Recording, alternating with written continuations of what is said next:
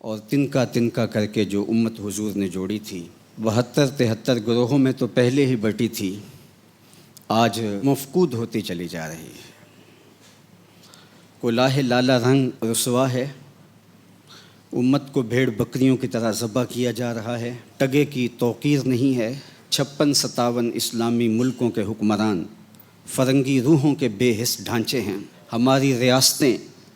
مغرب کی زر خرید باندیاں ہیں، اور جنہوں نے منبر و محراب سے بیٹھ کے قوموں کی رہنمائی کرنی تھی، وہ 2 رکعت کے امام یہ بھی نہیں جانتے کہ قوم کیا ہوتی ہے اور قوموں کی امامت کیا ہوتی ہے، جس کے نتیجے کے اندر آج ہم جہاں کھڑے ہیں، غالب نے کہا تھا ہوا مخالف ہو شب تارو بہر طوفاں خیز گسستہ لنگر کشتی و ناخدا خفتست۔ ہوا مخالف ہے، رات تاریک ہے، اور سمندر میں طوفان برپا ہے، کشتی کا لنگر بھی ہاتھ سے چھوٹ چکا ہے۔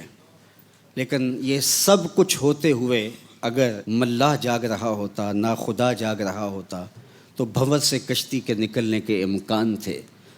لیکن افسوس، غالب کہتا ہے کہ ناخدا خفت است، ناخدا بھی سویا ہوا ہے،